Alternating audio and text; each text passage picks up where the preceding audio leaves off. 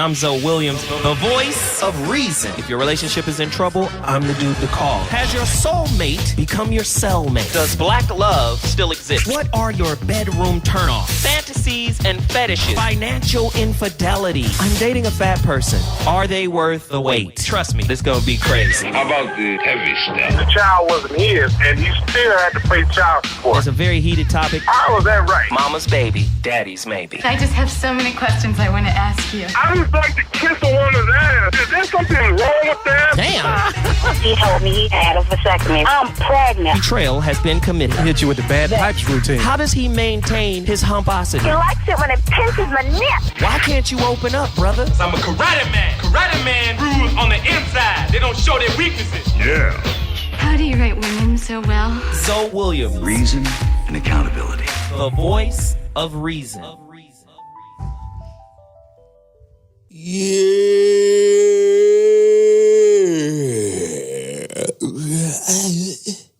Sleepy time, calamine tea weather. Welcome to the voice of reason. ZoWilliams is in the building right now. Oh, man, it's that kind of weather out here, man, where, it's a reason why this studio is pretty much empty. And only the real G's are in here right now, bringing you guys this content, this information. Rain, sleet, snow, hail, any of that, we're going to come through with that information. Listen, this is the voice of reason. I am ZoWilliams. This is Hot Button Radio. Hot Button Radio is a talk station that can be found on the Dash Radio platform. Dash Radio by DJ Ski, an incredible platform right now, man. Changing the game, revolutionizing radio. DJs, personalities, content, celebrities, we've got it all. And the most riveting talk radio show in the world. The voice of reason with ZoWilliams in the building. Now, this is a caller-driven show. What does that mean? I set it up for you. I set the topic up for you. You got to call in and let me know what you think. Your opinion is far more valuable than mine. Who I am is irrelevant.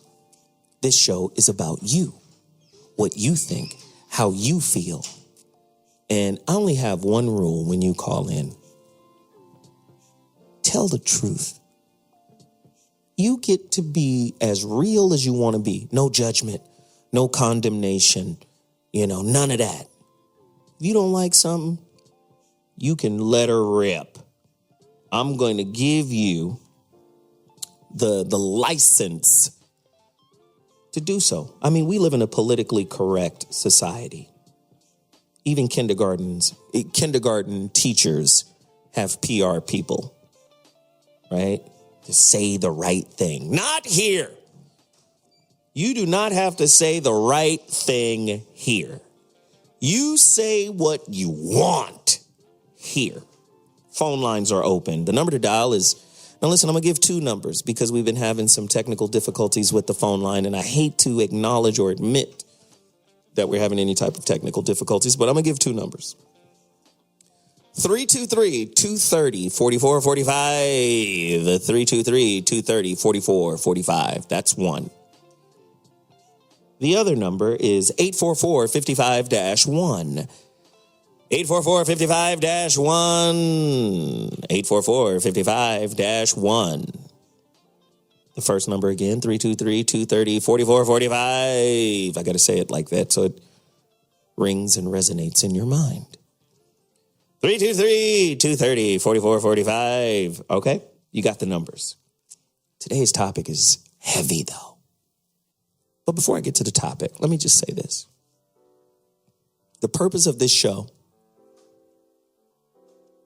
besides satirizing life, is really to have conversations that are uncomfortable, right? To delve into conversations that are awkward, right? And sometimes it's funny. Most times it's insightful. Sometimes it's downright spiritual. But that is the desire. The desired effect is to get you to think outside of the box. Now, normally we have a panel full of women here because I am just deeply interested in the female perspective, especially when they're speaking from their truth, right? And I try to push the women to think deeper, to go deeper. Not that, they're inherently lying or something. Well, most people are. Most people are hiding behind a mask. So with the women, I push them to speak their truth and just let it out. And they help me frame up the topics. Now, 2 of our women won't be here today because they're out busy. Arana Lopez, comedian from the Wilding Out series. She's moving and doing a bunch of different things. And then a sister we call Connie off the air, Whitney Tabor. She's still doing family stuff for the new year. The new year is still new for Whitney. She's still out there. So she'll be back, I'm sure, at some point. And then, of course, we have Veronica Conway. Veronica Conway, of course, is this unicorn of a woman. Transformational life coach, worked with NBA players, Iyanla Van Zant, developed a neuro-linguistic program for undoing Willie Lynch.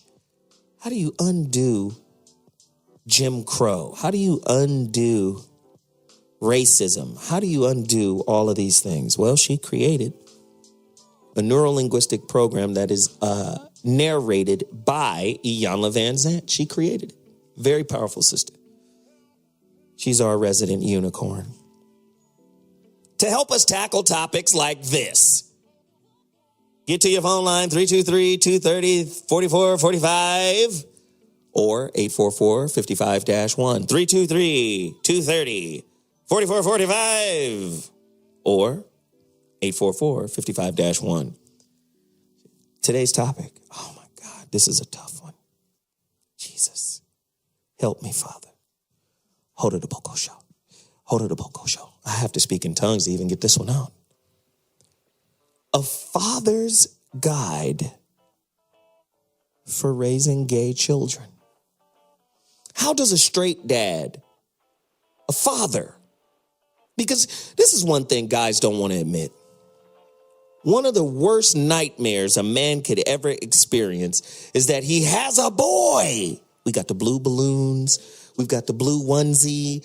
Yeah, I'm having a boy. Oh my God. He's going to be a junior. Yeah. And then you see him switching in his pamper. You see him twirling around on his tippy toes in his pamper. Right? You find out that he's on the other team. You got to admit, guys, I want you to be honest. Just admit that that's heartbreaking. No guy wants his, not even if it's first, second, or third, just period. No guy wants his son to be gay. And then you have people like, oh, that doesn't matter. You should love your kid anyway. But listen, at the end of the day, we want to have our football player. We want to have our basketball player. We want to have our baseball player. We want to have our stud. How many of you men out there see having a gay son as having a dud instead of a stud? Something hard to swallow. Yikes. Right? So once you get past your son being a member of the Rainbow Coalition, right? Right? Once you get past your son being attracted to hard legs, how then, no pun intended, does a father pour into his son? 323-230-4445. And I know I'm joking a little, but I'm serious. I mean, take Magic Johnson, right? There's been rumors about Magic Johnson being on the other side of the fence too, but those are, I mean, I don't know the man's life, so I don't know, but he does have a son that is exceedingly flamboyant on the fruitopian side of the game, right? How does a father just continue? Because you just love him. You just accept him. First off, we are a country. We are a nation. We are a world that's driven by stereotypes. It's hard to accept. So if there are any straight fathers out there raising little fairies, I want you to call me and give us the step-by-step breakdown. Then we ask the difficult question. Is a gay father, especially for the African-American community, when they say 72% of all of our children are born out of wedlock to single mothers, 72%, would you say a gay father is better than no father at all? Yikes. Could same-sex parents be the antidote for fatherlessness in the African-American community? Yikes. Who wants to smoke a bag of that? Is same-sex marriage or same-sex parenting a viable solution to fatherlessness in the African-American community? Is the family dynamic where the woman who has become as masculine as her man a great example of same-sex parenting anyway? That hurts. That's a fart hammer right there, isn't it? Right? Some would say women are far more masculine than men today, or equally masculine. This is why they say women are perpetually unhappy. There's a story out there. There's research out there. It says the happiness level of women are going down the more they go up the corporate ladder, because women are taking on the positionality and the energy of masculinity. So you're kind of in a same-sex marriage anyway. When mom's is as aggressive and as, masculine as dad is. Crazy, right? I need to know what you guys think.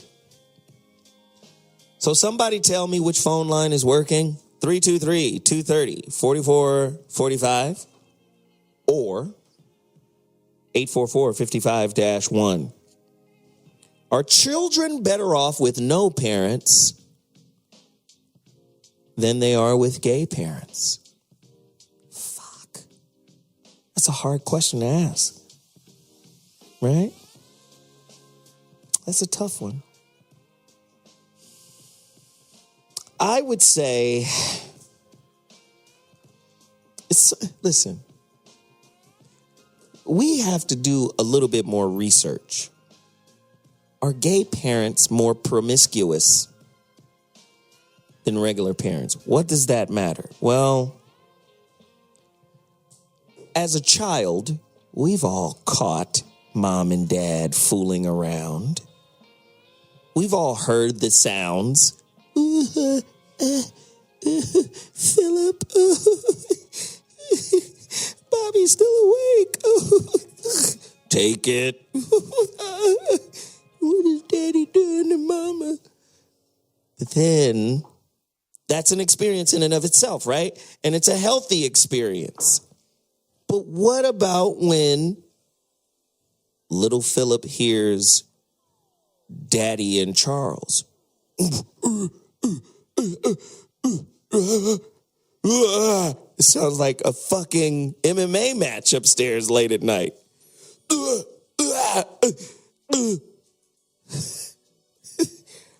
That effect has to be something crazy, right? I know people are like, what the fuck is wrong with Zoe?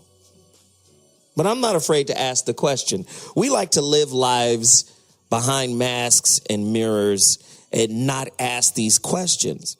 And then we live a life full of platitudes, right? Oh, everything's going to be okay. Oh, everything is great. But not everything is great. You know? Not everybody wants to experience that kind of experience. I mean, how do you reconcile that as a kid? How do you You have to remember, a kid gets his identity from his family, from the nuclear family, the family core. I'm not saying it's impossible for heterosexual or for homosexual same-sex parents to raise a well-balanced heterosexual kid. I'm just saying, how do you reconcile that when all your friends are like, yeah, we caught mom and dad messing around. Yeah, I caught dad and dad messing around. What? It's just, can we acknowledge that it's strange? A little bit? Are we anti-gay because we feel that to be strange? I don't know. It's crazy, right? Let me bring in my homegirl real quick.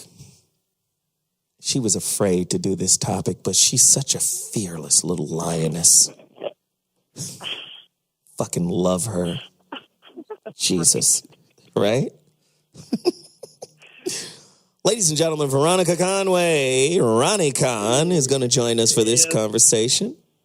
Yes, sir. I know you've been listening, and I know you like, this dude is crazy. But we have to deal with it, Veronica. We do? Sure we do. Okay. Look at it this way. The rise of gay fatherhood as a viable solution to fatherlessness in the African American community. They say upwards of 70% of all of the kids born in the African American community, right, are without a dad.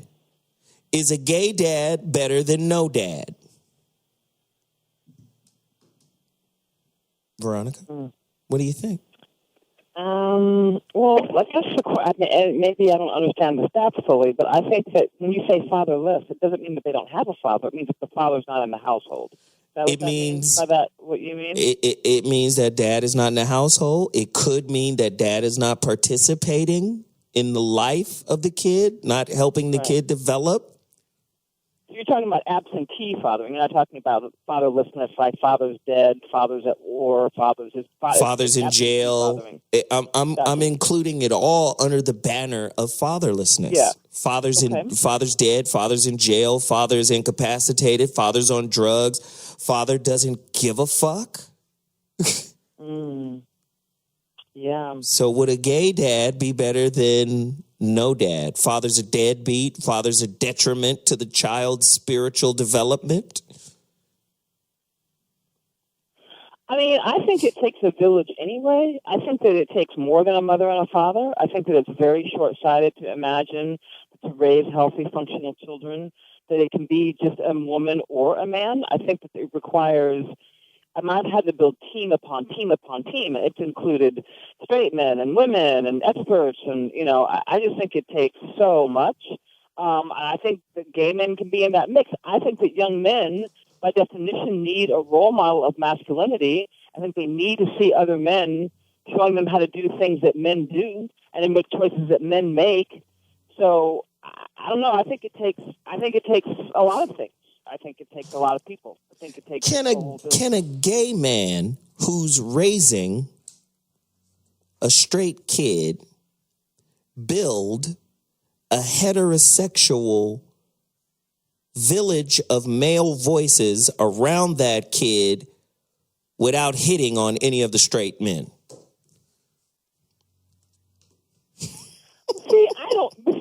So I have some gay friends from college, some very famous ones actually, and I don't think that gay men necessarily. I think that it's a myth.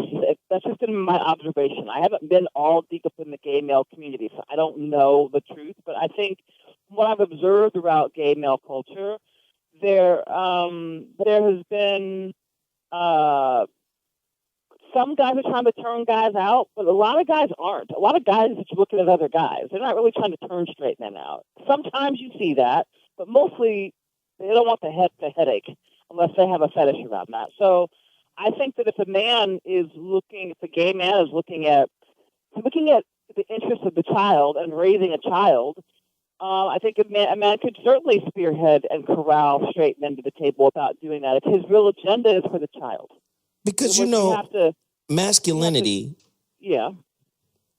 And maybe this is a myth, too, and maybe you could clear this up, too. Masculinity feels awkward around homosexuality. No, I know. I get that. And I think part of that is because there's latent homosexuality in the quote-unquote masculinity that feels awkward. Do you understand what I'm saying? Like, a real straight man is not going to feel any kind of way about a gay dude. It's not even going to bother him. It's going to be like, it's going to be like, what? Yeah, whatever. But I think low key, the bravado, bombastic, hyper masculine dude is overcompensating for some of the fruitopian feelings he has under the surface. Fruitopian feelings, right? Which you know what I'm saying? Which kind of leads him to feeling awkward around gay people. I agree with that. You feel what I'm saying? So this is why I asked that question. And what I'm saying, too, is I framed this up earlier. You already know when a guy has a child, a male child, and that damn boy, that's your boy, that's your guy. Oh, it's a little me. Baseball, football, we doing it all. And then you see him switching in his pamper. You see him twinkle toes. You see him sitting down at the tea set. You see him playing with dolls. That's heartbreaking for a man.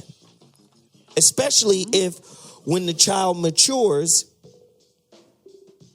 it's proven that he is gay. Men have to get over that and then go, okay, how do I pour into him? Well, can I talk about that? I think with the current onslaught of gayness that's happening in our community, and I think it's gone way off the rails, and here's why. I think that there always has historically been a percentage of the planet that's homosexual, right? Like my friend, I've got a friend that I went to college with, Jack McEnroth, and he ended up on Project Runway. He's really like a world famous gay. He's like a pinup boy for gay. I would talk to him at length about this stuff. He was one of those cats that, like, you know, he was sewing. He's a designer now. He's a fashion designer. He was sewing. He was doing tea sets. Like, it literally, like his mom knew. Like, if you could tell that predisposition was actually automatically there. Now, I've met a lot of other gay men subsequent to that said I was molested as a child, and I've had that predisposition ever since. I'm going to take it one step further and saying there's a more recent phenomena that's even beyond those two that says I think it's in the food. We talked about that. It's in the food supply. It's in the porn. We can talk about that in a minute, but it's in the food supply. That, you know, they know that 30% of all porn has this drug that pesticide gets paid on it that turns male frogs female. And so that's in the food supply. But I also think it's been highly agendized out here. And I think it's been highly, especially in our community, it's being very highly agendized. I think it's in the food supply. I think there's so I think that there's different levels of authentic homosexuality. I know that sounds really weird. But say more. I'd say more. I'm just saying, I know men that say a lot of, like, if you talk to a man and he says, or a woman, they say, no, you don't understand. From age 1, from age 2, when I'm in my Pampers, I knew. Right? I had these traits. That's different to me than somebody that gets molested and gets turned out because of an experience. That's different from me than somebody that shifts over because it's agendized or because it's in the food supply. I think that there is a certain percentage of the population that is organically homosexual. And I think a lot of other stuff is circumstantial. That's what I'm saying. First off, you just can't say some shit and expect us to just take it. What? Okay. What did you just say? What do you mean? What did I just say? This is blowing my mind here. Why? I thought everybody you knew this. listen. You said the term you used was organic homosexuality. You mean homegrown fruit bootying is real? Yeah, there are some that are born with different X and Y chromosomes that give them the genetic predisposition for homosexuality. Yes. Wow. Yes. But I would say that more and more recently, that's not how it happens. More and more recently, it's happening circumstantially. Wow. I'm blown away right now. Why? Nobody knew that? I thought everybody knew that. I thought everybody knew that roughly 10% of the planet was sort of was born with genetic markers that made them predisposed to homosexuality. I thought everybody knew that. When you say predisposed, are you saying something like what I'm familiar, the term...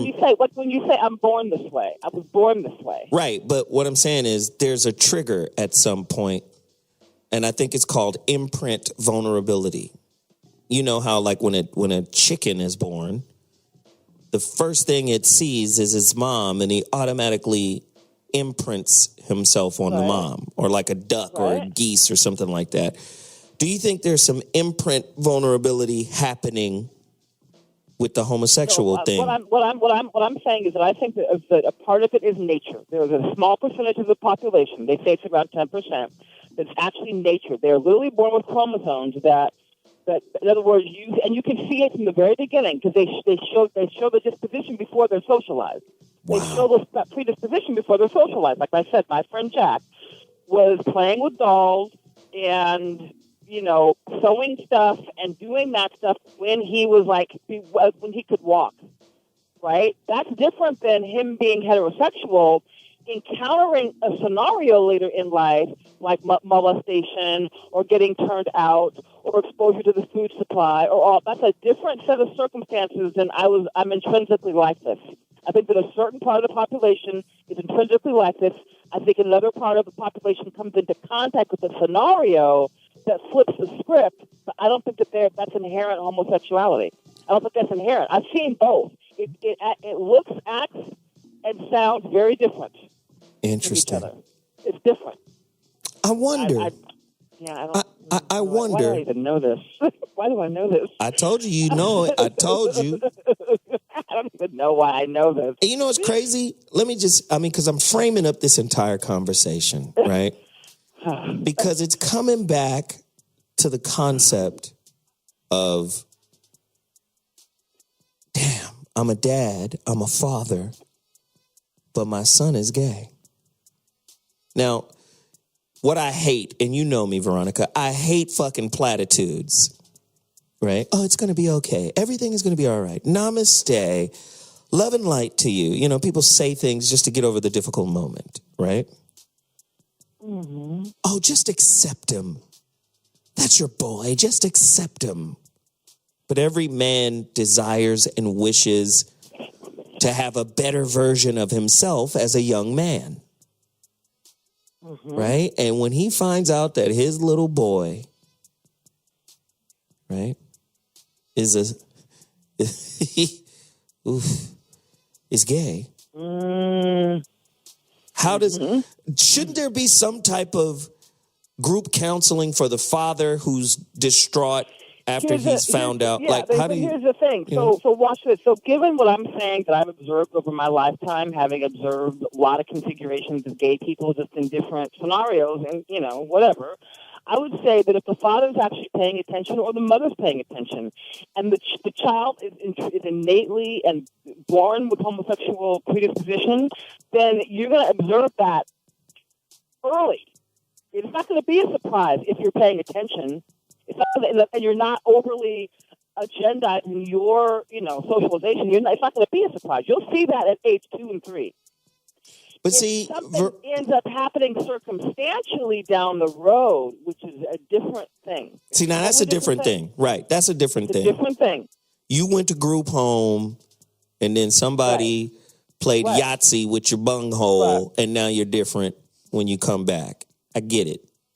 That's different. That's when dad goes out and kills the little boy who bungholed his son's bunghole.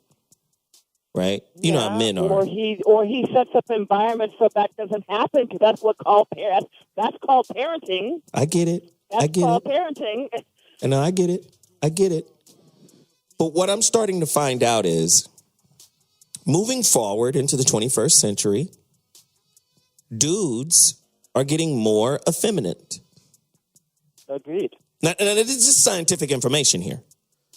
The testosterone levels in most men are down 20, 30% than it was with your grandfather. If your grandfather is still alive, he got more testosterone than your ass has right now at 70, 80, 90 years old. Get your ass out there and pick up that goddamn car engine, nigga. You hear me? Your granddaddy with them hard, rough-ass hands. You remember him? That motherfucker there? This is scientific fact. Testosterone levels are dropping. Veronica mentions a great point when she talks about the food. First off, this big explosion of soy milk. Soy milk produces byproduct of estrogen, right?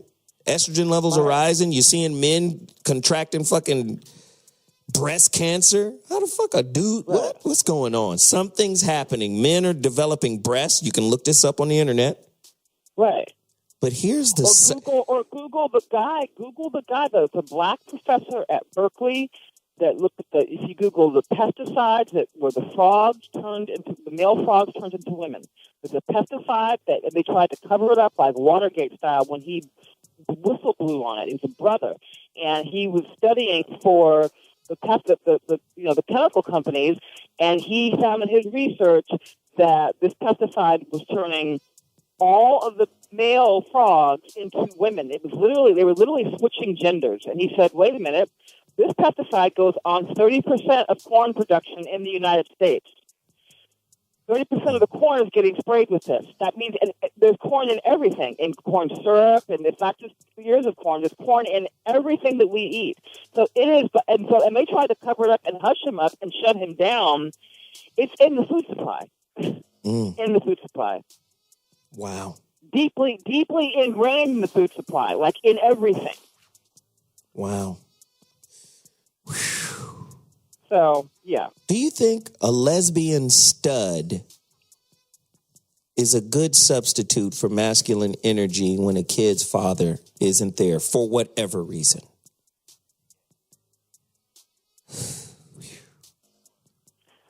Be like, fuck it, I'll get out there and catch the ball with you. I mean... You want a box pump? Masculinity is masculinity. Oh, hell no. Get to your phone lines right now, goddammit. Oh, no, I don't know. 323. Strange questions. 323-230-4445. 323-230-4445. Or 844-55-1. Which number did you call, Veronica? I had to call the 323. I could not get in on the other number. All right, so the 323-230-4445. That's the number to dial. 323-230-4445. I really want to hear people's opinion on this, and we're about to do it right now. We're about to go to the phone lines. This is interesting. Man, how does a straight dad, a heartbroken dad, because I'm going to say this before I go to the callers. Women get a break when what's that shit, post-traumatic whatever, after they had a baby. You know, sometimes they don't want to feed the baby. Sometimes they don't want to nurture the baby. What's that shit called? Postpartum. And that's postpartum. A real thing. I wanted to jump off a balcony. I'm like, take the baby. I'm jumping. That's how bad your hormones plummet when you have a baby. You feel like you want to jump off a balcony. Right. So what about the dad who goes through that when he finds out that his son is an anal assessor, a turd tapper? If anybody that's parenting and if their children are biologically gay, if you're parenting and not doing some other shit that you call parenting, you'll know when they're 3 years old. You just will. A sphincter inspector. So it shouldn't be news if you're parenting. But if you're not parenting, if you're paying attention to yourself, then guess what? It's news because you were never paying attention to what's happening in that kid's life in the first place. So it should never be news. But what I'm saying is we make all types of concessions for moms when they go through shit. But dads are supposed to be paying attention and just, you should be aware. At 3 years old, this is what he is. But I'm saying, both should be. Wouldn't, parents, if you're parenting, but regardless of the gender, you're paying attention to what is happening to your child developmentally. And but Veronica, it's heartbreaking. Can you imagine Michael Sam's dad when he found out that Michael Sam was literally a ram? Isn't it ironic? He was drafted by the Rams. Oh, God. I know I'm wrong for this. But I know Michael Sam's dad was like, fuck, I got a gay gladiator. That, as a dad, like, you know me, my son, he's a ball player. Do you know how happy I am that he's a womanizer? Like, you know what I mean? I'm like, yeah, you'll grow out of that. Yeah. But do you know what I mean? Like, fuck. It's got to be hurtful. I want to hear from our callers. We got them on the line right now. But let me do this really quickly. Call to action. Go to my website, IamZoWilliams.com. Please order the Relationship Dismount, How to Stick the Landing When Exiting a Toxic Relationship, my relationship book. It's on sale right now. If you have iPhone, you can get it on iBooks, the iStore. If you have Kindle, you can get it on the Kindle. But you got to go buy my book right now. If you want a physical copy, signed, autographed copy from me, you go to my website, IamZoWilliams.com. Purchase your copy of the book right now. Now, what I want to do is take a quick music break. But when I come back, fathers, you got to call me and tell me how you would raise your gay son. Fuck. It's a tough one. We'll be back in 2.2, The Voice of Reason, Hot Button Radio. Deuces. Yeah, The Voice of Reason, ZoWilliams, Hot Button Radio, back in the building. Crazy topic. You know I'm not afraid to talk about anything, and neither should you be. When you get to the phone line, dads, how would you raise your gay son? Would you encourage the gaiety? Would you encourage the fruitopianism? Or would you push back? I got to be real. I would probably push back for a little while. You know how men do. You crying? Stop crying. You attracted to that nigga? Stop being attracted. You know, I would push back. Just got to be real with myself. Veronica, if we had a gay kid together, you'd be mad at me as a dad, wouldn't you? You're like, keep that little...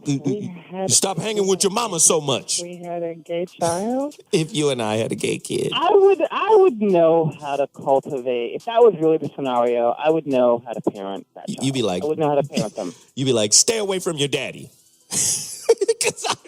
No, actually, that's not true, because here's the thing. I think that even in cases where kids are born homosexual, I think that you still have to have... Each parent brings a unique energy and skill set to the table. I think the feminine needs to bounce up against the masculine and the feminine, and vice versa. In other words, it doesn't matter because sexual orientation is different than energy, right? Those are two different things. So I think a young gay man would need to bump up against a heterosexual man for masculine energy, because sexual preference doesn't have anything to do with masculinity or femininity, if that makes any sense at all. So I think kids need both. I think kids need the village. Be like, hey, tuck your gaiety in around me. You understand? Fuck, I'm just saying, a lot of dads are like that. This is going to be crazy. We're going to go to the phone lines right now. Let's get over to Indianapolis. Our friend Ronan, the resident anti-hero. Line 6. What up, Ronan? Hey, Ronan. Hey, what up, family? What's going on? Hey, Happy New Year! What's happening?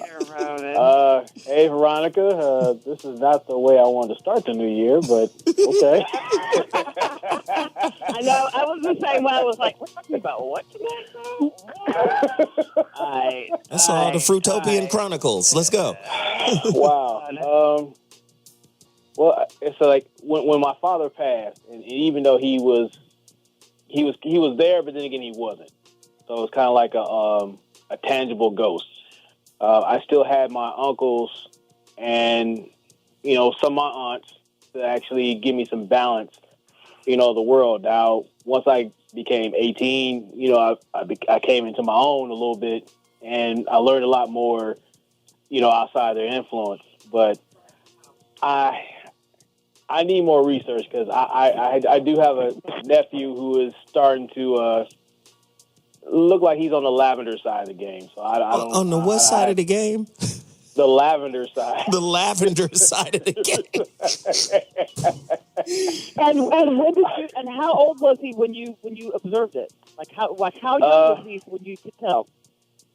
Well, it's kind of going on right now because he's like 7 and. Right. He's a little bit softer than he needs to be. And I think most of it is because someone has reached out and touched him. And the other part is he's, I guess, more influenced by those who give him more attention, which is the female side, because, his dad ain't really paying attention as he needs to. So I'm trying to toughen him up, but then hey, there's only much I can do. Wow. Is toughening up a good way to ungay a flower booty? No, that has nothing to do with it. I'm just asking. I got to ask these tough questions. Listen, if someone is having, so there's a couple of things. So I think just pure feminine attention in and of itself does not turn a person gay. It just doesn't. You can have overbearing, powerful women that don't turn men gay. Now, I would say that if something has happened and he's had a molestation scenario, then guess what? He doesn't need toughening up. He needs therapy. Yeah. Because that has to get addressed. The trauma of the molestation, not toughening. That has nothing to do with it. Well, what I mean by toughening is not by, sitting there and having them go through the agoge like Spartans. I'm saying having them basically as a young boy, I say, look, you need to have more confidence, things about, self-awareness of things, just where he's easily influenced by others. So you need to learn, how to govern yourself. But you know what? You're a kid. Right. Let me just say this, Ronan. Correct. Yeah. I don't think there are more confident men out there than gay dudes. Gay dudes is hella confident. Yeah. Them motherfuckers be trying to outdo. They be trying to out feminine women. Dude, you're a man and you trying to be more feminine than her? But her by definition means she got you beat. But you can't tell them gay dudes. They think they more women than women. Not all of them. Wait, can I just jump in here on this? Because there's a whole subculture of gayness that's hyper masculine. In other words, that is these bears and these super macho chap wearing. They're not about anything feminine. In fact, they just don't want any women anywhere in the mix. So not all gay. There's subcultures to gayness. And some of them are hyper masculine. Well, hyper masculinity is a precursor for homosexuality for me. When I see a dude I love women all day in the I use a fag. Look, undercover. I agree. I definitely agree with what Bill was saying because I have a few cousins who go above and beyond. I was like, nah, I know you know some coy politics. I know you do. So just calm down. Coy politics. For anybody who wants to know what coy is, our good friend Corey Holcomb, who's a comedian, right? He has come up with a new colloquialism to for gay. And he said, that is coy. And I was like, coy? Where does coy come from? And he was like, you know them fish that be in the Asian Chinese food place? You mean the different colored fish? Yeah. You know how they come up to the water and they poke their mouth out? I was like, yeah. I've seen that before. He was like, that's what a gay man's butthole look like.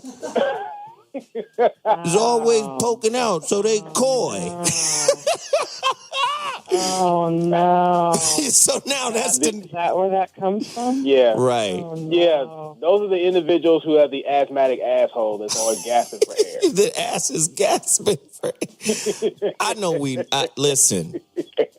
Listen, comedy is born out of tragedy. So if you're gay and you're offended, you're not a part of the movement of life, okay? There's a tragic side with the mask, and then there's a laughter side with the mask of comedy. Come on. Black people been getting joked on the whole time out of slavery. So if you want to use the civil rights movement as a template to get rights in America, you're going to have to take these jokes too. Yeah. You can take a dick, but you can't take a joke? The fuck? Well, I'm sure a dick is stiffer than a joke, goddammit. I definitely have cousins who, dabble on that side of the fence, and I don't love them any less, because, at that age where they're at, they know who they are. It's like, okay, we cool. I don't even bother them with that. Matter of fact, we make jokes, back and forth. But, it's just the fact that, there's some individuals out there who are predatory, and even on social media where you get some DMs and you having guys asking you some very unsavory questions, there is a tragic side to it. So trying to raise your child, which is most important than anything, you have to basically give them the tools to learn how to navigate it first. And then when they're of age, they can go their own merry way in confidence. I mean, I'm not a fan of it, but as long as they are, healthy and, keep in mind of what's out there. Well, listen, man. I guess, I can love them less.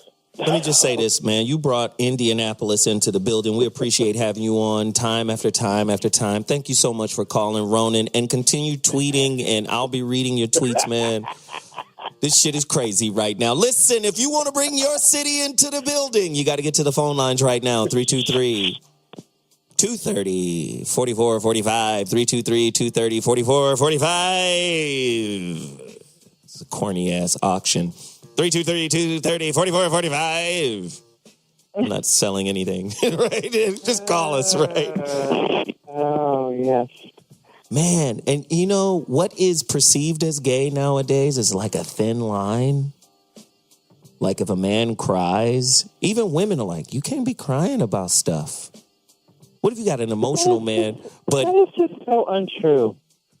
Ladies, if you don't mind your man crying, call me right now. 323-230-4445. What if your man cried if his favorite football team lost the playoffs?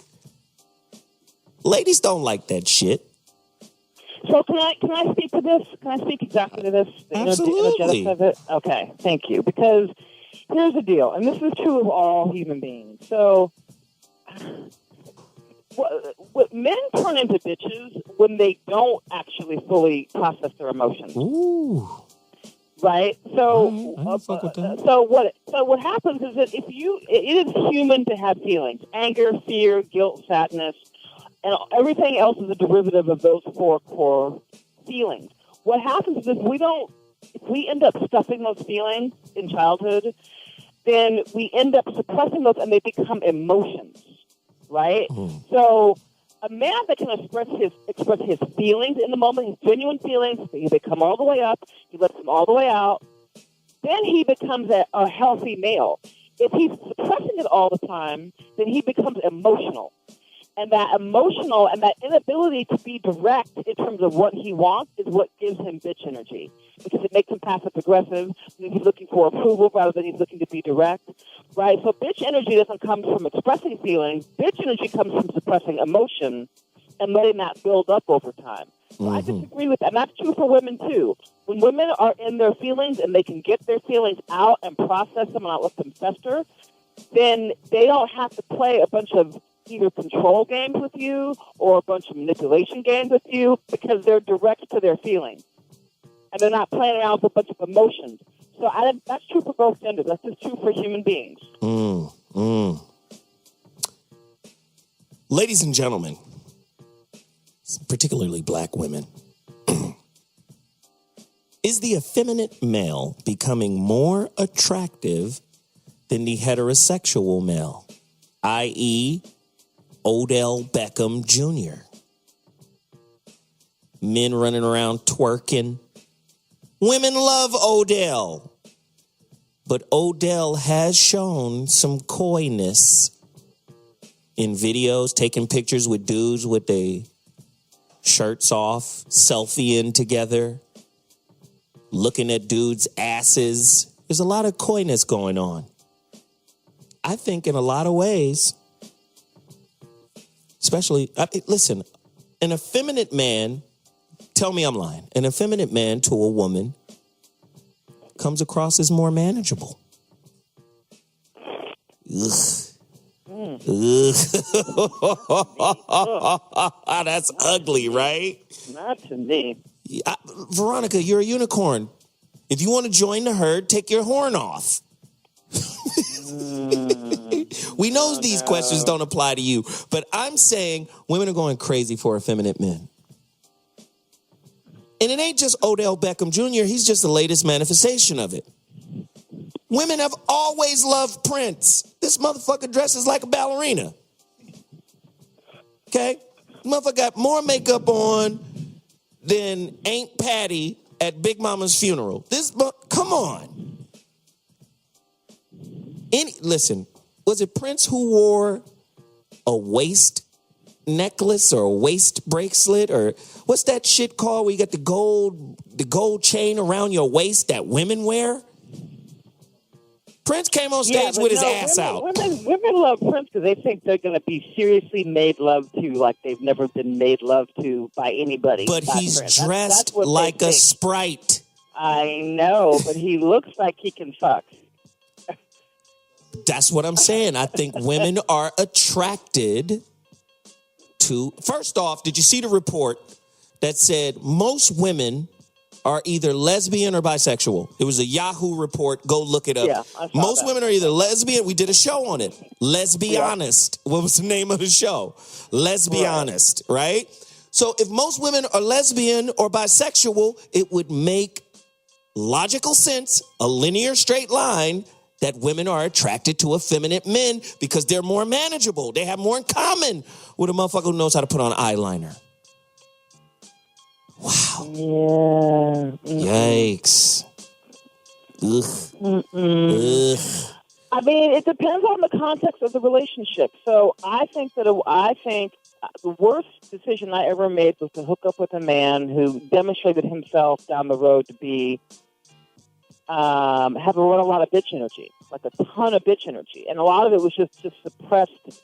His whole emotional state was so suppressed.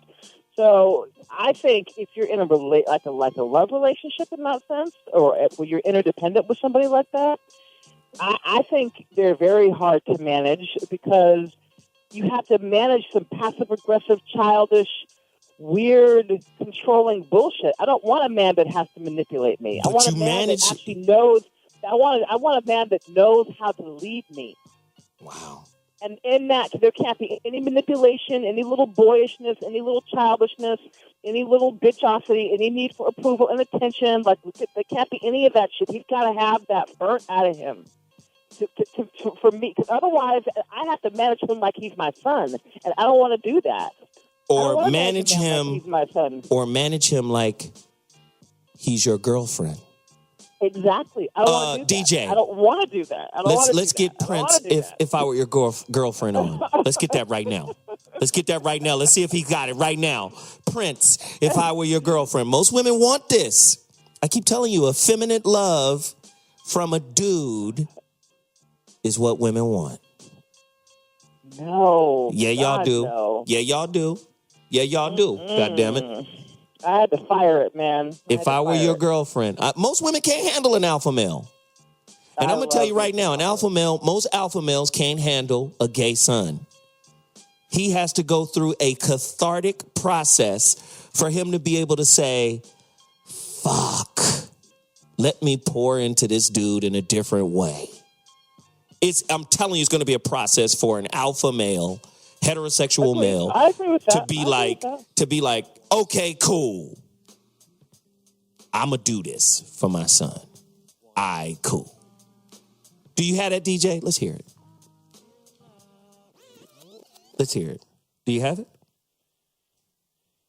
Watch him pull up some bullshit. You know Prince ain't got shit on the internet. What's wrong with you?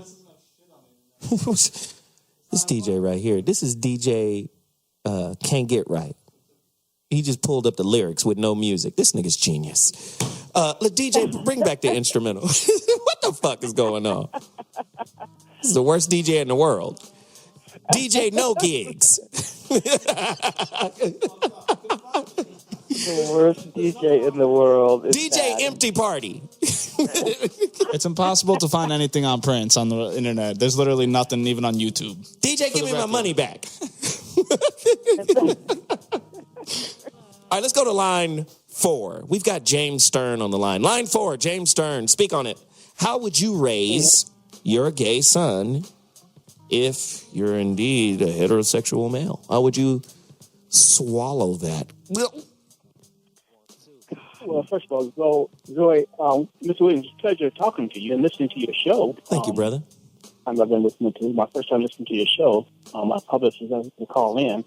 I have to be honest with you. I was caught off guard when you asked me to comment because I was told to call in on a different subject matter. Mm-hmm. But I have to be frank with you. As a licensed ordained minister, I'm 51 years old, and I've been a minister since I was 18. And I've dealt with a lot of homosexuality that's in church, the streets. This is excellent. I'm working in Hollywood, which is, it's very prevalent. My attitude as a father, I just lost my son a few years ago. Mm-hmm. He shot himself. He shot himself in the head when he found out when I got convicted to 25 years in prison, unrightfully. My son thought he lost me for life, so he shot himself in the head. Didn't know that I was coming home in a couple of years on appeal. Oh my God! Wow. So I have to tell you that as a father who has actually lost his son and never will have another chance to ever until I meet him in heaven, to say I love you and hold him and tell him that no matter what your life is, you're my son. I have to say that we can either do one or two things. So, first of all, I'm a heterosexual man. No, I don't practice and believe in homosexuality for myself, but we do know we live in a world where just a lot of people who do. Reality check. But for myself, I say this, as a father, we can either hang on to our egos and our way of wanting our children to be dogmatically and tell them, if you don't be raised this way, I'm going to disown you. Or you can accept them for what they chose to be ultimately, which is no reflection on you as a man. See, there's no reflection on me as a man how my child decides to, my grown child or my teenager child decides to be. I'm going to always give you my beliefs. I'm going to give you my values. I'm going to teach you my ways, but I cannot make you embrace them. Wow. That I can't do. I'm going to give you my ways. I'm going to teach you my ways. In my household, I'm going to preach my ways to you. But ultimately, like the slave days, when the white man tried to tell a black man, this is how you're going to do it. If you're not going to embrace it, you're just not going to embrace it. Just that simple. Wow. Wow. So I can tell you that I do understand. Though I heard your comments and I heard everything, I can relate to you, and I feel you know you're not afraid to touch any subject matter. And I like a person who's 100% able to just deal with the subject the way you do, and that's great. But as far as the father's concerned, I wish I had 5 minutes back with my son. Whether he was gay, whether he was gay or not, I wish I had 5 minutes back with my son. Whether he was gay or not. Now, see, I wish I had. Amen. Amen. What Reverend James is saying right now is so powerful. It's so powerful because he spoke on a couple of elements. Number one was ego. That was See, ego can get in the way of not only parenting, but something more important than parenting. Parenting is like a car, and it needs fuel. Ego can get in the way of the fuel for parenting. The fuel for parenting is love. That's my kid, and I love my kid. See, love will lead you to acceptance of your child, regardless of what it is. You see what I'm saying? So when he spoke on that, I mean, that's so profound and that's so meaningful, man. And I appreciate you for doing it. Let me rewind who this brother is. I just had him, a PR publicist that I'm a friend of, gave me his information and said that clear me up on this, Rev. They are breaking down, disassembling the KKK. Can you speak to that real quick? I can correct him that we have already dissolved and disbanded the KKK officially yesterday. Wow. Can you give us information where we can go look that up and support that? Talk to us about what you guys have just done with the Ku Klux Klan. Are you familiar with the movie Mississippi Burning? Yes, sir. Yeah. Edgar Ray Killings is the imperial wizard of the KKK who killed had those boys killed and participated in Goodman, Cheney, and Schwerner. It took him 50 years to convict him in 2005. He was sent to a prison called Parchman Penitentiary in Mississippi. In 2007, I was railroaded and sent to Mississippi, extradited there on a corporate wire fraud charge and given 25 years. As you can see, I didn't do it because I beat it. I had to be my own lawyer and fight the whole state to get out of prison. But while I was in prison, it was God's will for me to be there because they made Edgar Ray Killings my cellmate. I was the subject of the imperial wizard himself. And they did that so he could stay alive. Being from California, we as blacks have a different relationship with white people out here than they have in the South. So they figured by putting him in the cell with me, he was safer because I didn't have a dog in the fight against all the relatives that he killed of black people back there. So, and I was fighting to try to go home. So, I wasn't trying to hit the man or anything. I was trying to keep him getting another charge. So while I was in the cell with him, though, for a year and 6 months, he wrote me over 174 letters of confessions of everybody he's ever killed. He also named everybody who participated in these killings. He signed over his book and movie rights to me. He also deeded over his 41 acres of property in Mississippi to me. Wow. So in our time together, we had a chance to debate his attitude toward black people and Jews. And, he kind of got mad when he found out who I really was. He knew I was a black man by my looks. And then he realized my last name was Stern. He just, he figured that, he said, "Are you Jew?" He said, "Oh, you're a Jew." I said, "Well, my father's an Ethiopian, Orthodox. My father's in Ethiopia." I said, "So, while I'm a Christian," I said, "Yes, I was raised in an Ethiopian Jewish family." So he had his worst nightmare in the cell with him, a black man and a black man who was Jewish in some sense. So he hated me to death, but he grew to like me in some ways because I listened to him. He was not having a kumbaya moment. So everything he believed in '64, he believes today. Very evil man. But he realized that the KKK is on the domestic terrorist list. So every time you put one of your little white children into the KKK, you're giving them a start of terrorism at the youngest age. And he realized that in '64, it wasn't that way. A KKK young member was something with statute, something with prominence. But today, it is simply, we call it like it is. You're a domestic terrorist, and you're on the domestic terrorist list. So do you really want your kids to start off their life being considered a domestic terrorist? And as it gets worse, they're going to be treated worse. So with that kind of reasoning and the time that I spent with him and the tragedies I had by being his cellmates, by the Vice Lords and the Gangster Disciples, the fights that I had and the things that I've gone through behind him, he he started opening up to the reality that it was time to disband that group. So I convinced him that it was time to get rid of it, dissolve it. So he gave me his powers of attorney, made me his attorney in fact. Go figure that one. Wow. So I was sued naturally by some of the KKK members in Mississippi behind that powers of attorney, and the court ruled a month ago that the case was thrown out, and I was truly his attorney in fact, and I own all his property. So I was able to carry out the wishes and the plans that we set in order, and that was to dissolve this total dissolve the KKK legally. Now, who practices it, on their own? We can't stop that. But I sent a letter to Loretta Lynch, the Attorney General, of using the RICO Act against anyone at this point who tries to practice being a KKK member and breaks any laws to convict the whole group under the RICO Act.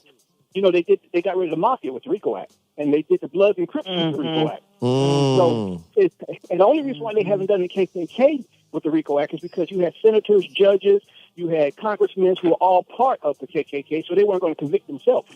But now it's a whole new world. You have nobody who's in politics going to come out and try to help us save a KKK member. No one wants to admit that they believe in those kind of beliefs. So now it's the perfect time that we go after them.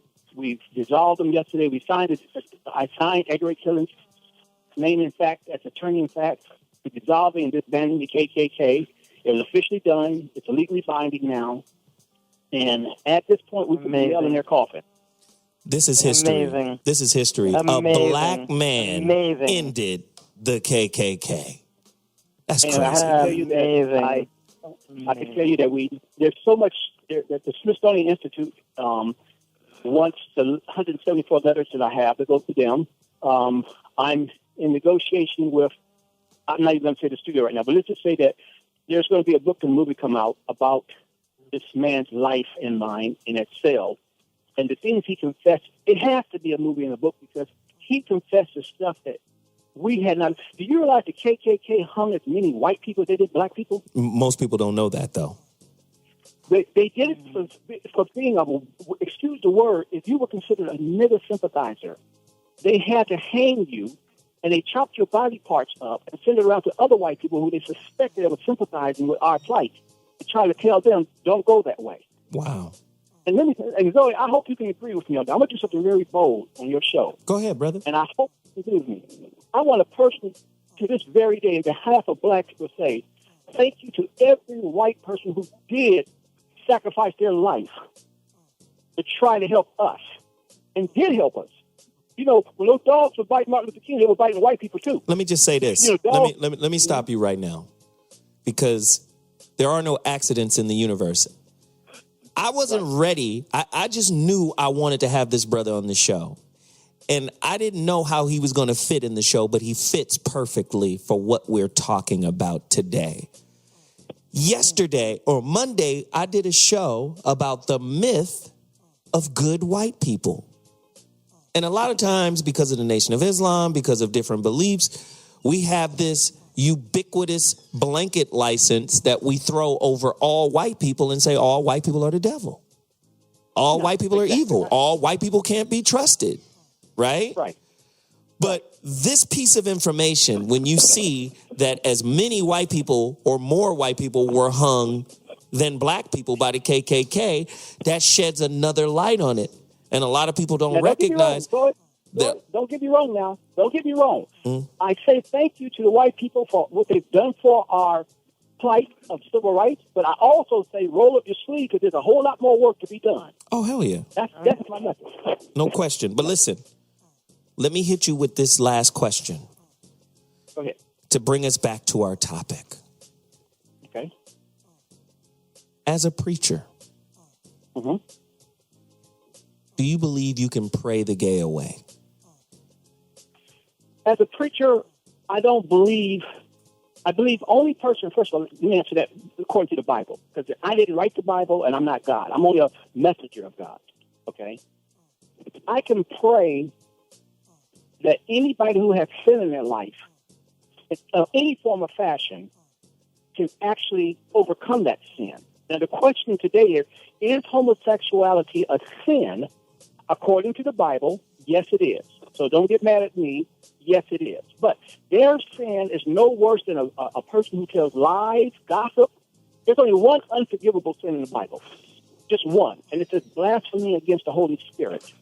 But all other sins can be forgiven. So as I woke up this morning, and I can tell you right now, I'm going to be getting on my knees tonight because I had a thought about somebody who did me wrong in a business deal. And what I wanted to do to them, I definitely got to pray about that because it was definitely a sin when I thought about doing to them.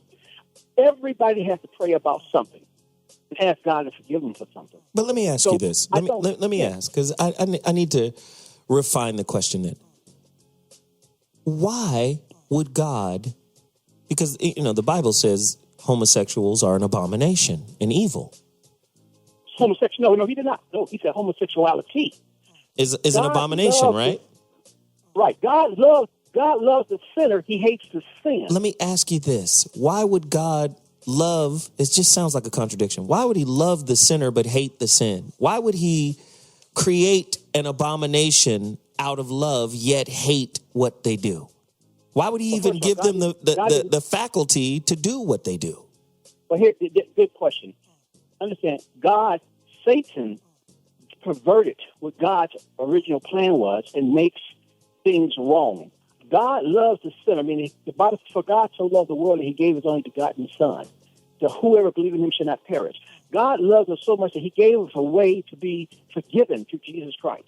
John 3:16, right? John 3:16. I think you grew up in Sunday school. You probably had a little blue suit on, too, didn't you, growing to church? No, this shit was lavender green. But I got you. I had that little pale pastel green shot going on. Okay. Yeah. No, your question is very good. I'm going to tell you something that most preachers should answer more than often. I don't know everything. I can only tell you that love covers a multitude of sins. And there's agape love, phileo love, and there's just godly love, agape love. And that means that love loves us no matter what we do. God's going to love you and love the sinner, and he even gave us a way to be forgiven. So when a man becomes a homosexual, a woman becomes a lesbian by her choice, some people say it's medically, and because of chromosomes. I don't know. I do know that at the end of the day, God's going to judge one day, and I'm not a judge. When we meet our Maker, God's going to judge the heart of a person. And he's going to judge their sin. Well, I got to say this. I got to say this, Rev. I can't go with the flow. It's just too many contradictions in the Bible. I mean, Isaiah 45:7 says God creates evil. He creates light. He creates dark. He creates calamity. He creates evil. All of this is under his control. So to default and say, well, the devil did it. The devil has no agency without God signing his evil checks. No, you answered your question. You said it all. God created Satan. Satan was wonderful at one time.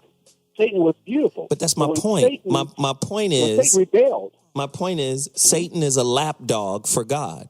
Satan does God's will. He doesn't do it. No. The Bible says it, though. Don't take it up with me, just like you said. The Bible says it. Isaiah 45:7. Somebody pull up Isaiah 45:7. No. I'm not going to debate you on it. Because one thing I'll say this. I do know that Satan went against God's will. Because at one time, angels had a will where they can make a choice. And Satan made a choice to go against God and try to become as God. And it was a battle in heaven, and he lost the battle. Let me say this to you. Your conversation on homosexuality, we need more conversations on all subjects like this because we need to talk about these things openly. Yeah. Black men have a problem. Black fathers have a problem with their homosexual sons. You know that tradition. That's clear. Dad, I'm gay. Dad, I'm gay. You what? You better get your gay ass out of here. Exactly. Pack your gay bags. But at the end of the day, Dad's going down the street to get a drink and go and see Mrs. Tilly and sleep around his wife.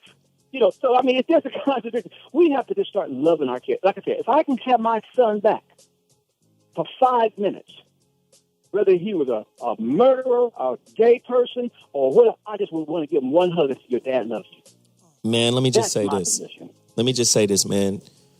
You took the show to another level. I had a great time having you on. And you know what? If you're in the LA area, man, maybe you could come in one day and we could really get busy on another topic, man. I love your energy. I love your information and insight, man. Show, man. Thank you, brother. I appreciate you. Me, okay? You guys have a good day, man. All right, now I'm going to call you. Yo, Veronica. Are we up in the building right now? We are. Amazing story. Amazing story. Man. Raising your gay kids. You mad about it. Don't be mad because you got a gay gene and he came out in your son. Who was it? Freud? Who said all humans start off as female. Yeah, that's true. And then later develop into a male because of a hormone. That's absolutely true. That taint your girlfriend is always licking on used to be a vagina. Oh, God.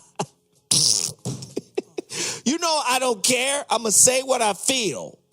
All righty. Call us. 323-230-4445. How does a man reconcile raising a gay son? Did Magic Johnson do a good job raising his gay son? Some people disagree. Magic Johnson's son is as flamboyant as they come. Yeah, but does that mean Magic Johnson did a bad job? Does that mean Magic Johnson failed his son? No, I think that predisposition towards being, in other words, I've observed gay men, I've observed really masculine gay men that they don't have any of that feminine flamboyance, and they're really like masculine men. And I've observed the opposite. So I don't think that. It's funny, masculinity and femininity, you think if you're gay, a gay man, that means by definition you're feminine. That's not necessarily true. I've observed very masculine gay men. Listen, this is what we're going to do. We're going to take a quick break. We're going to do a little mega mix of music real quick. And when I come back, phone lines. I'm going straight to the phone lines. I see we got some callers on right now. But if you want to bring your city into the building, all you have to do is call 323-230-4445. 323-230-4445. 4445. I'm going to take a quick break. ZoWilliams, the voice of reason, Hot Button Radio -radio. Gay daddies, are they good for fatherlessness in the African American community? We'll be back to discuss more. Ladies and gentlemen, the voice of reason back in the building for a heater of a topic. Listen, you see what I do. Y'all see what I do? We going to have these conversations, man. They're going to be tough. But you can't be afraid to participate. You can't be afraid to laugh at yourself a little bit and laugh at the world a little bit and be a little inappropriate. Our fucking PC necktie is too tight. It's uncomfortable. We're always on camera. We're always reading the fucking teleprompter, right? Can't have just a real-ass conversation about a real-ass topic. Well, you can when you tune into the voice of reason on Hot Button Radio, right? Can a single mother, right, become a source of imprint vulnerability when raising boys alone? Can this over-nurturing and over-protectiveness and over-mothering and emotional enmeshment set, kind of push the dominoes into homosexuality? I don't know. Can it set the table, right? Can a well-balanced, great single mother raise a boy up to be a well-balanced heterosexual man? I'm sure you can. I know it sounds simple enough, right? That's what I just did. Hello. Right. It's simple enough, right? It's not simple. I know this may sound ignorant, but can too much nurturing from a mother lead to a young boy developing a gay nature? No. I'm just asking these questions just to frame it up. And as a daddy, man, damn. Should dads be allowed to have the same freedom as women who suffer from postpartum, right? When they don't feel like mothering? Should dads have the same kind of leeway when they find out that their baby boy is a butt hoarder, is a turd tapper, right? An anal analyst? Fart hammer. I'm sorry. These are just, don't be offended. I mean, we live in a culture where men can't be emotional. President Obama was crying yesterday. Now, I don't know if those were crocodile tears or real tears. Maybe those were agenda tears for, taking your guns away, or at least creating laws that make it exceedingly more difficult to purchase guns. But it's crazy, man. It's like this weird dichotomy, right? I'm going to come to you, Veronica. We got all of these callers. It's like this weird dichotomy. Women love bad guys, but women marry soft guys. I'm sorry. It's the truth. You know how many women are married to the safe bet because they couldn't control the bad guy? Ugh. Real masculinity is not relationship friendly, in my opinion. But we got people that'll call in and refute that, I'm sure. That's why I put it out there. I love asking the tough questions. Let's get some callers in here. Veronica's tail is wagging as normal, as usual, right?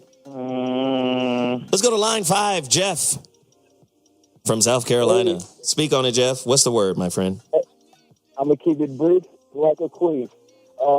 Basically... Wait a minute. Hold on, Pimp. Hold on. Did you say brief like a queef? Yeah. Great. I love it. Brief like a queef. Go ahead, Jeff. Finish it, man. All right. So just to answer the basic question, I think it was that what would you do as a father for your son if you found out he was gay? I'm going to end it with this. I think what I would do would be determined a lot by my relationship with the baby's mother. And this is me saying this without any kids. So that's all I got to say. Well, hey, man, I appreciate that. Man. I appreciate that. No problem. Have a good one. Thanks, man. Because Thank you. We also have to factor in that a lot of mothers really, really, really want to protect their kid, especially if she finds out that he's gay. And if she knows the father is heavy-handed in the way that he would deal with, the knowledge of a gay kid, she might get in the way of dad's real feelings or interactions. Women will protect that kid even if they have to protect it against the dad. So, absolutely. So sometimes that gets in the way, because like Veronica said, they might need to experience that real energy coming from dad, and that might be crucial to developing. It doesn't mean changing out of homosexuality. It just means getting the truth of their father. And I'm saying barring abuse, emotional abuse, but being able to have a real conversation about how dad really feels is important too. So let's get these callers in. Joe, Houston, line 2. How would you raise your gay son? Line 4, Houston, Joe. Can you hear me? Speak on it, man. We got you. Okay, I'm going to try to keep it quick too. You love the child, but I think as a father, you're like, damn, I got to start over because that probably ends the bloodline. That ends the bloodline. Wow. Because if you have one son, then you're like, damn, so I got to have another one. Right. Like, damn, I mean, I'm not going to be granddad teaching this to nobody, and there's not going to be no more children. So all the knowledge and time I put in is gone. So, I mean, I think that's a part of it. I think also, at the end of the day, femininity does a lot of nurturing, but masculinity energy has a lot of solution. And when I go out and experience seeing people interacting with black men in a black community who are homosexual, there is no big uncle, granddad type masculinity because it seems like homosexuality has a ceiling for masculinity because it's all in stereotypes. I love it. Thanks for the contribution, man. Anybody else want to contribute? Call me. Call us. Happy New Year. Let's get your opinion on this. Happy New Year. 323-230-4445. 323-230-4445. Let's get Joe. Oh, we already got Joe from Houston in here. Let's get Red from Missouri. Red, you're on the line. Line 5. Let's speak on it. What's going on, Zoe? What's up, Veronica? I think this particular topic is a very weird space for a lot of people. Yeah. Just in the sense that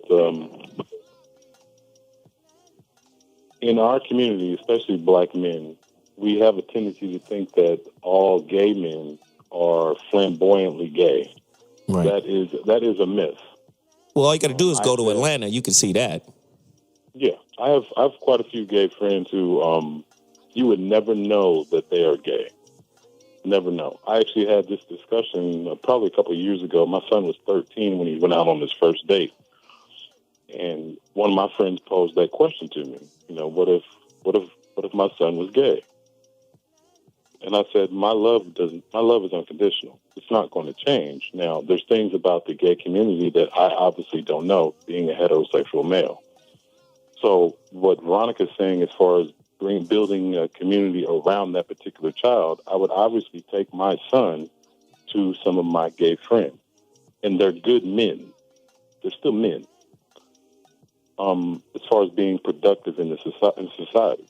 So in that way, I mean, obviously I don't want either or, but it's like, you still love your child. You're going to do the best for your child. It has nothing to do with you as a father. Right. You know what I mean? I'm not. But you know how it is. I'm raising a man. But you know how it is. You listen. Most heterosexual men don't roll with gay dudes.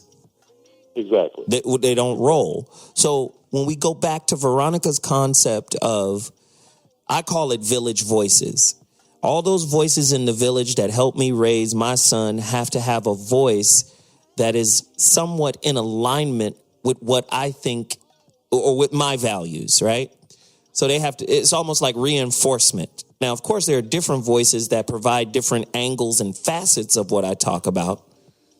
But I just see it as a difficult challenge for a homosexual father raising a boy to assemble a village of heterosexual men that are helping him raise this boy. Because, like I said, heterosexual men typically don't run with a crew of homosexual men. Do you understand what I'm saying? Yeah, I get exactly what you're saying. Yeah. And the interesting thing about that is I actually had a friend who just came out last year. Mind you, he was engaged, has 3 children, and he came to me so that we could approach the rest of the crew because he was worried about the backlash of all the times when we were out younger, especially chasing women together.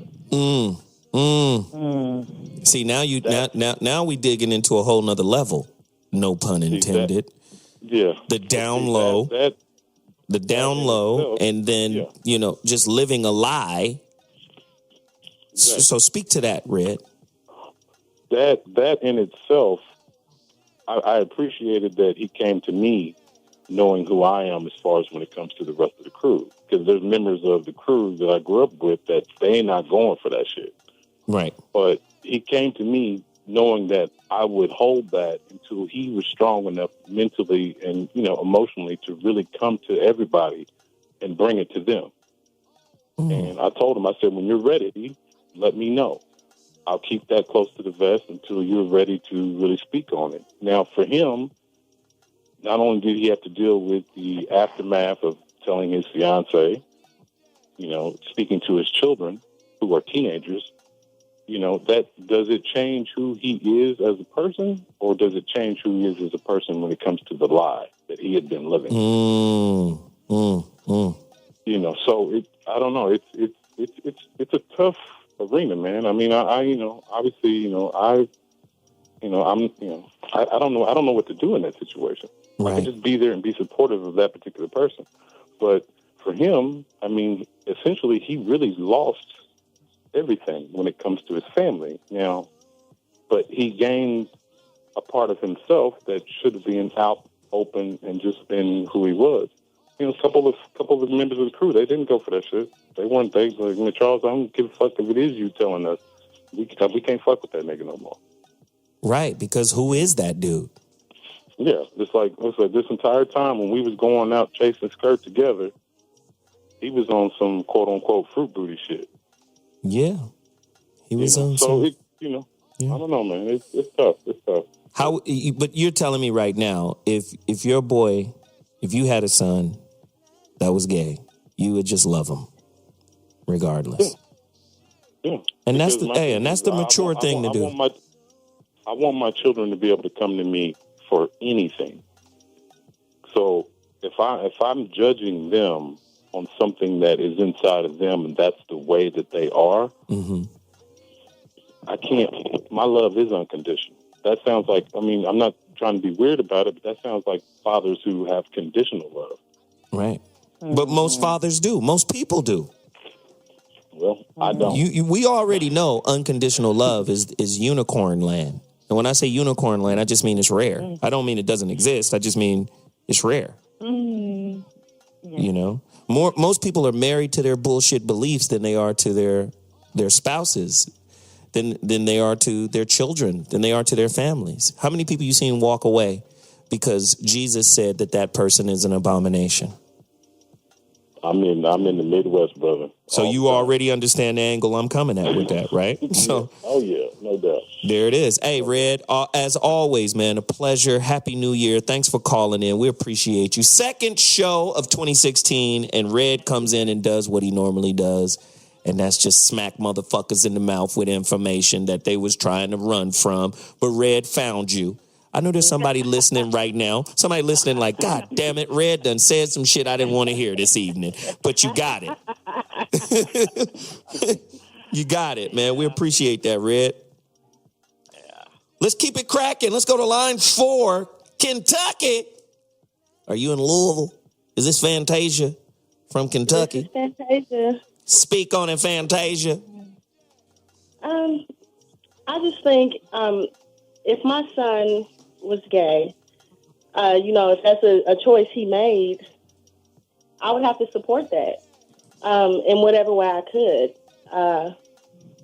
Part of being a parent is, taking care of your kids, mentally, emotionally, every way you can until they're able to do it for themselves. And so if he came to me and said, I would have to do what I could, anything I could do. And like Veronica said earlier, sexuality or, your sexual preference has nothing to do with being masculine. So I could put him, involve him with a lot of different men, have him around that influence and, research, gay communities in my area if that's what I needed to do to make him feel comfortable and so that he could grow up and be confident. But see, you're a mama. Mamas are going to do it. That motherfucker was connected to me. He was inside me. That's my baby. Come on, Jeffrey Dahmer's mama was like, he ain't ate nobody's butt. Ma'am, there's a gang of Negro ass in the refrigerator. With his dental imprints, this motherfucker eats ass, right? So he was the first one to eat the groceries, Jeffrey Dahmer.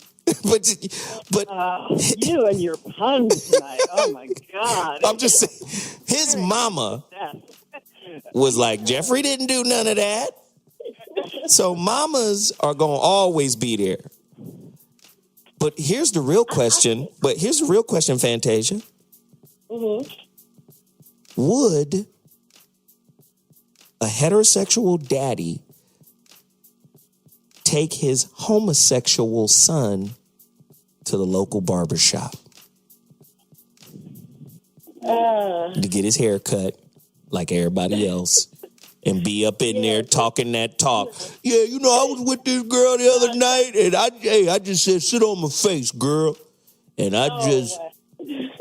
and then you got little twinkle toes. Don't say nothing. Just don't say nothing. He gonna prep him. A heterosexual dad hey, don't you say a goddamn thing about how you got a crush on Chris Brown. You hear me? If you mention Chris Brown in the motherfucking barbershop, I'm gonna beat the shit out of you. You understand? Right. There's a couple ground rules. Make it work. Fantasia, I appreciate you, sister, for calling. Happy New Year. Thank you so much. Who want to get the New Year shout out? Call me right now. Bring your city into the building. The number to dial is 323-230-4445. 323-230-4445. Hey, we got more callers. Let's get Las Vegas into the building. Andrew from Las Vegas, line 6. Speak on it. How you gonna raise your gay son? Take him to every titty bar in Las Vegas. You gonna take him to the titty bar in Las Vegas? and they have at least 29 to 30 of them. I'll take him to Rio. I'll take him to North Las Vegas. Get that boy straight. Wow. That's an interesting angle, Andrew. Put your son in hella female uncomfortable situations. Like, we going to the stripper where this girl, you like booty, right? Well, this girl puckers her butthole in front of you. Oh, God. So maybe that'll switch your ass back to, maybe that'll jumpstart some shit in you. She got 2 holes down there. That does not work. I think technically, someone told me technically it's 3. That. I'm just saying. Someone told me technically it's 3, but anyway. I appreciate you, brother. Thank you for the call. All right. Hey, a man has got to try to save his son. Doesn't he? No, because if a young child is actually organically, innately homosexual, they will do nothing but repel the child and drive them deeper into. You gotta, at some point, if you're going to be a grown person, if you're going to be an adult parent, guess what you have to do? You have to reconcile yourself with reality. Period. Whether you like it or not, whether you would prefer it or not, your job as an adult human being that's emotionally evolved on this planet is to reconcile yourself with the reality and the nature of things. And if you can't do that, then you get the results that you get. You get the results of children, right? Because what is it? Because really, if in parenting, you have to make it about me. What does this mean about me? Then you're not parenting from an adult perspective. You're parenting like a child. But a dysfunctional child. But a parent is you. But it's not. That's absolutely not true. That's the problem. Your child is meant to come through you. Kahil Gibran says it in the Prophet. I got it. I read it. I know. Through you. I know. They come through you. So if it's about you, then you're parenting from the wrong posture to begin with. Hey, Veronica. Then don't parent. I'm gonna have to parent you tonight after the show. Because you won't let me set it up. I'm just saying. God damn it. What if, I'm just saying, if this was my son, I would go into I would send in the homo task force. Spelt just like that. Delivered. I would go into, the homo task force if this was my son. And I would try everything in my power to bring this kid out of it. Right? No? Yes. Play this real quick. This is, if this was my son right here. Not how any of this works. Whatever it is you need God to do, this is what I would do. He just told you it's done right now. What did you come here for? What did you come down here for? Tell me. To get delivered more. To get delivered. Do you believe that the Lord tonight has set you free? Yes, sir. Turn around and tell those people. Tell them. I'm not gay no more. I am delivered. I don't like men no more. I said I like women. Women. I said women. I'm not gay. I would not date a man. I would not carry a purse. I would not put on makeup. I will love a woman. Now listen, y'all praise God with him. Hold on, wait a minute. Hold just 1 minute. Now either you gonna believe this stuff or you ought to stop preaching it. If you can't praise God with him, you're an unbeliever. Now somebody believe God with him. Hey!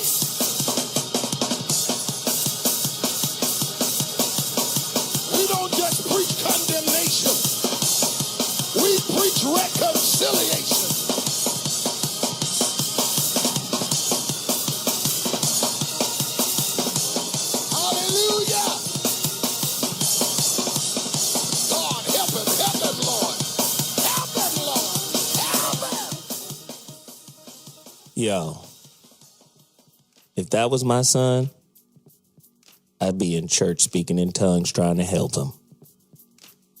Women, women's. I love them. He said he loves them. Let's get him some women's. Oh my God. It's so terrifying. I'm just saying. I'm just representing the everyday average man.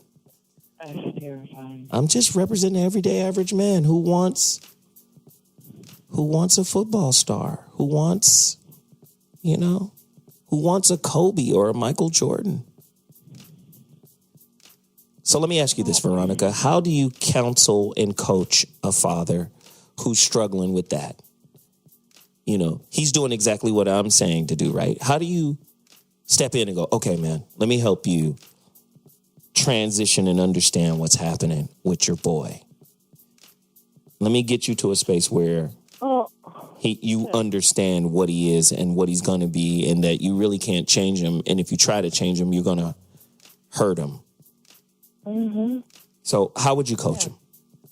Well, first of all, I would have him become more curious and judgmental. In other words, I would have him go back and investigate sort of the trajectory of the child's feelings around all of it. In other words, I would get really clear, and I think it's a really important thing that people miss. I would get really clear about whether or not it is something that was innate at birth or and how they felt about that. Because usually if somebody's in that situation and that they are born that way, then they're different, and they're constantly bumping up against having to be different and feel different, right? And feel outside and feel other, especially in the Black community, because we tend to have so little tolerance for it. So I would understand sort of the origin of it and the source of it and the genesis of it first.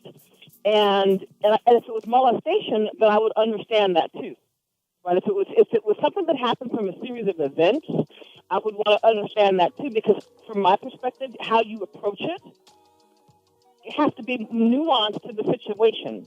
And if you're not curious enough and you're not asking the child enough questions without judgment, in other words, when you're going in and excavating this kind of information from a child where it may be uncomfortable, you have to be curious and you have to be open and you have to listen, and you can't make it about you and you can't take it personally because it has nothing to do with you. It has to do with actually being present for another human being. So it's like just shut up. But listen, being a parent is like being in a fucking relationship. It is a relationship, and there's no manual. There's no guide.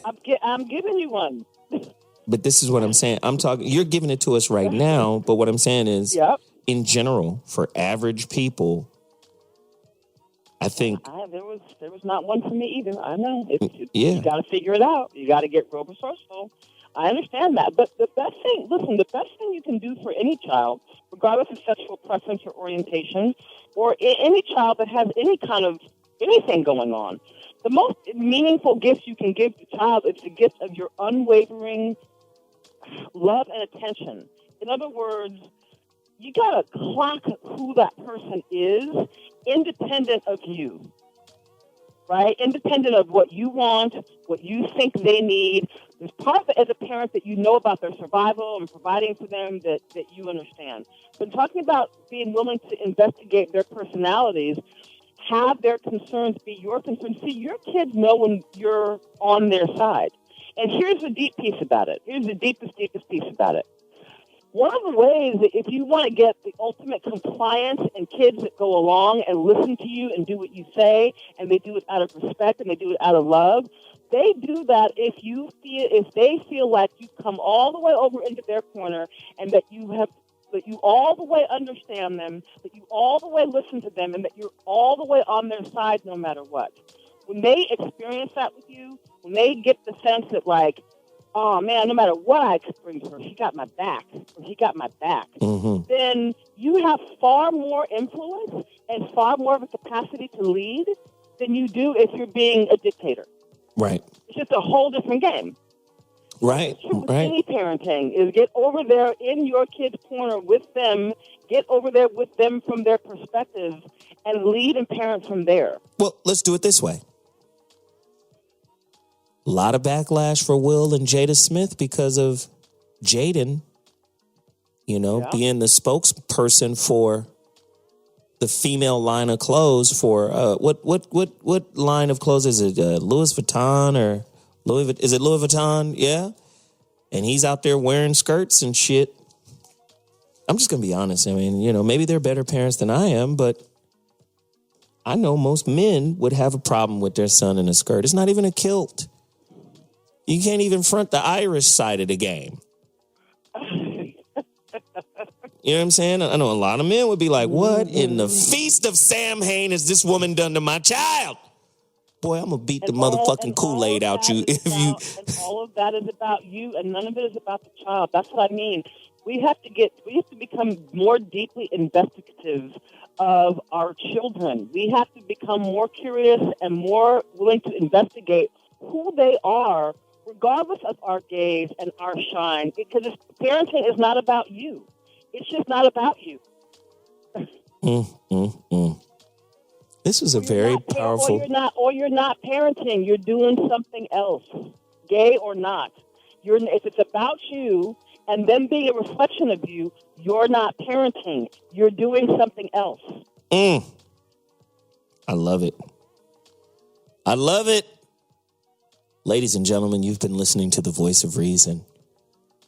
If you don't have any answers from this question or from this show, which was a giant series of questions, it's too fucking bad.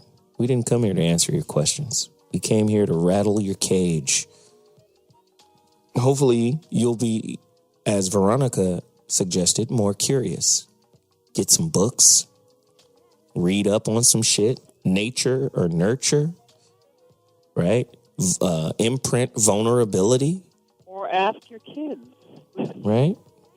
Or ask your kids.